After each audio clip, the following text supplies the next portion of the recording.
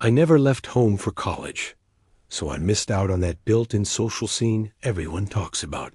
The kids who went off to big party schools or prestigious universities had dorm life, campus events, and endless opportunities to meet new people. I stayed local. By freshman year, my friend group had already shrunk a lot, and at what was basically a commuter college, socializing did not come easy. Unless you joined clubs or played sports, meeting new people felt nearly impossible. Because of that, most of the girls I met came from Tinder, Bumble, or Instagram. One day I got a follow request from a girl named Miranda. Her profile picture alone made it obvious she was really attractive. I followed her back, and she accepted almost instantly. I scrolled through her page carefully, trying to make sure she was not a catfish. She had about 4,500 followers and followed only a few hundred people. Her photos went back more than a year and had tons of likes and comments. Everything seemed real enough. Then she messaged me. She said she found me on Tinder and thought I was cute. I had my Instagram username in my Tinder bio at the time, so that checked out.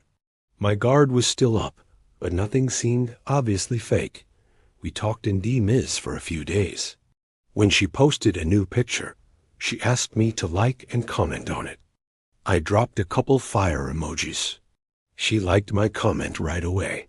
When I looked at the rest of the comments, they were mostly from guys hyping her up and showering her with compliments. It was clear I was not the only one trying to get her attention. One night we started talking again, still in DMs. I told her I had the house to myself and decided to take a chance by inviting her over. I kept it light and casual, trying not to sound desperate. She seemed surprisingly open to the idea. I gave her my address, just so she could tell me how far away she was. She replied that it was only about 10 minutes. I asked if she was actually coming, and she said yes. Then she asked how old I was. I told her I was 18. She said she was 19. That immediately raised a red flag. I remembered seeing her reply to another guy in her comments who had asked her age. She had told him she was 25. The guy looked at least in his 50s. That contradiction did not sit right with me. I started paying closer attention to her profile. Almost every comment was from a guy. There were no supportive comments from female friends, which is something you usually see on any real girl's page. The comments were mostly older men calling her sexy or beautiful. I looked for pictures of her with other girls, maybe tagged friends, but there were none. In the few photos where other girls appeared, none of them were tagged.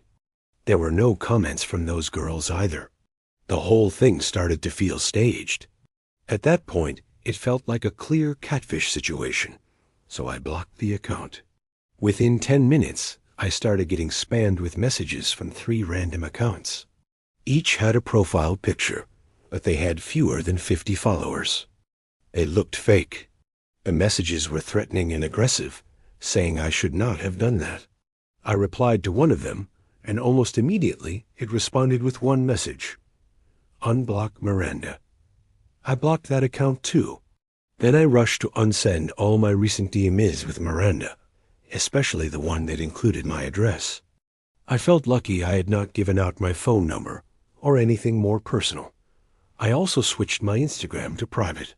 After all that, I tried to forget about it and even thought about inviting someone else over to take advantage of having the house to myself. Eventually, I gave up and went to bed. I already struggled with sleep most nights, and this one was no different. After about an hour and a half of tossing and turning, I heard noises from the living room. It was February, freezing outside, and the heat was running constantly. The baseboard heaters always made ticking and clicking sounds, but a couple of the noises seemed louder and different. I did not go check. Every sound made me glance around my dark room, half expecting to see someone standing there. Somehow, I eventually drifted off. Not for long. I woke up suddenly. The room was still completely dark. I knew something had woken me. It felt like one of those delayed reactions where you hear something in your sleep and your brain catches up a few seconds later. I sat up in bed. The heater was still clicking softly. I looked toward the far corner of my room, and at first I thought my eyes were playing tricks on me. Then I focused. There was a person standing in the corner. I could make out what looked like a wide grin on their face. I was frozen. I could not even scream. My body moved before my mind did. I jumped out of bed and ran straight outside into the snow with bare feet. I pounded on my neighbor's door over and over. When they answered, I was nearly in tears, telling them someone was in my house. I used their phone to call 911. The police arrived and searched the entire place. They found nothing. The back door and side door were locked. Most of the windows were locked too. The only possible entry point was one backyard window that had been left unlocked. The officers tried to calm me down. They said it could have been a hallucination, something that can happen right after waking up. I later looked it up and learned that sleep-related hallucinations are real and can feel incredibly vivid. Still, sleeping alone in that house for the rest of the night was one of the most anxious experiences of my life. I lay there replaying everything in my head. To this day, I do not know if what I saw was just my mind playing tricks on me, or if someone connected to that Miranda account had actually been inside my house. A few months later, the Miranda account disappeared. It was either deleted or taken down by Instagram. It has not existed since.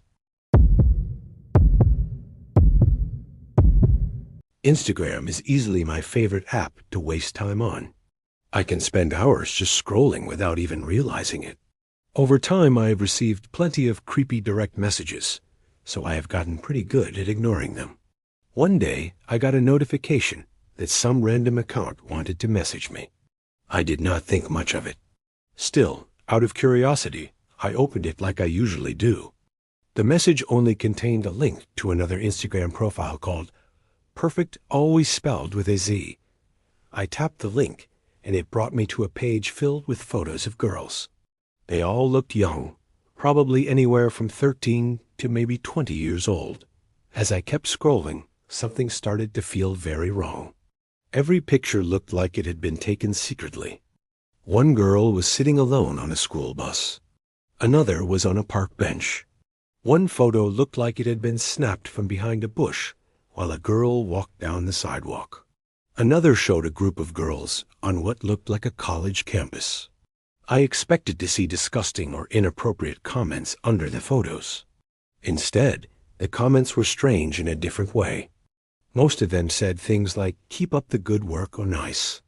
There were also comments that were just random numbers like 500 and nothing else. Every account commenting looked fake. No profile pictures, no followers, nothing that made them look real. The whole page felt disturbing. I reported the account right away and sent the link to my friend Allie. Then I went back to my day. I was at school when this happened, so I could not really focus on it too much anyway. Later, after I got home from school, Allie finally texted me back. She wrote, "OMFG, who did that? That is crazy." I responded saying I know, it is so creepy. But she sounded way more alarmed than I expected. She texted again saying you need to report that to the police immediately. I replied, "Why me? This is not really my problem." She answered with a bunch of question marks and exclamation points. So I asked her why she was freaking out. She replied, "Why do you not care that someone is posting pictures of you on their Instagram?" My stomach dropped. I quickly clicked the link again and went back to the profile. This time I saw 2 new photos that had just been uploaded. One showed a girl sitting in the passenger seat of an SUV. The other was a picture of me walking home. It was clearly taken from inside a car parked on the side of the street. I instantly remembered that car. I even remembered noticing someone sitting inside it. Everything suddenly felt unreal. I called Allie immediately, completely panicked. I told her that I had not realized at first and explained how some random account had sent me the link in a DM. She told me again to report it to Instagram and to the police. I said I had already reported it to Instagram and told her to report it too. I stayed in my room with the door locked for at least an hour while talking to her on the phone since I was home alone. After a while, I refreshed the Instagram page. It said, "This page does not exist." My first thought was that the account had blocked me. I asked Allie to check it on her phone. She refreshed it and got the same message. We even used our Finsta accounts just to be sure. The profile was completely gone. The account no longer showed up anywhere. I still have no idea if Instagram removed it or if whoever created it deleted it themselves. I also never figured out what those random numbers in the comments meant. The whole thing felt like some kind of planned operation, and honestly, I am scared to even think about what else might have been going on behind that page.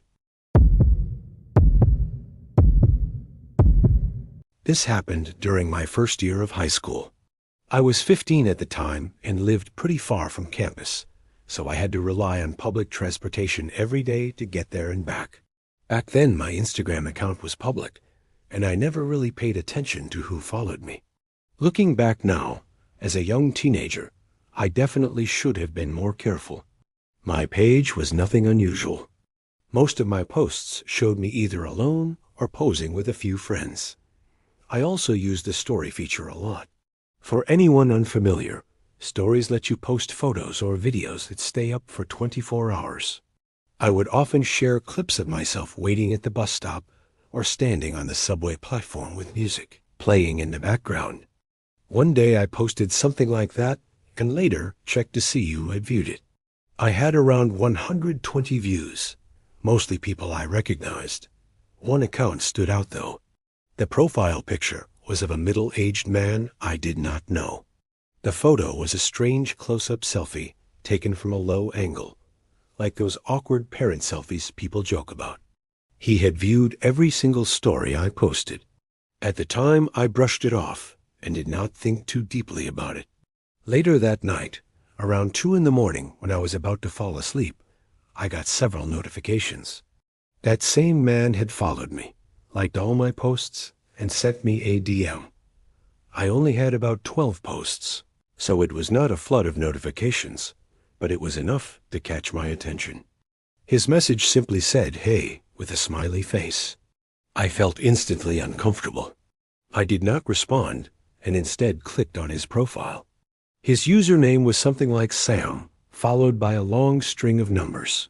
He had only one post, that same odd-angled selfie, and it had just 2 likes. Looking at him more closely made me uneasy. He was pale and bald, wearing dark-tinted sports glasses. He had on what looked like a ripped white t-shirt. He had 5 followers and was following nearly 400 accounts. Most of them were teenage girls, young women, and a handful of celebrities. It became very clear what kind of person he was. I blocked him without hesitation. The next morning, I got off at the subway stop near my school and sat down on a bench in the middle of the platform to adjust my backpack. As I did, I suddenly felt like someone was staring at me. The platform was crowded, so I told myself it was probably just anxiety. I stood up and turned around. There he was. The same middle-aged man from the profile picture was standing about 20 feet away, staring directly at me. His eyes were a glossy blue, droopy, and sunken. He looked angry, just standing there and watching me. I felt sick to my stomach and on the verge of tears. My skin tingled and my body filled with fear. Then it got worse. He started walking toward me slowly. No one around us seemed to notice. No one reacted at all. I remember breathing fast and heavy, silently hoping someone would realize what was happening. I turned and began speed walking through the crowd, trying to lose him. But for every step I took back, he seemed to take 2 forward. He was getting closer by the second. Everything felt like it was happening at once. I did not know whether to keep running or try to get someone's attention. As I rushed up the stairs, I nearly bumped into a woman with a kind-looking face. In that moment, I decided to speak up. I told her that the man in white was following me.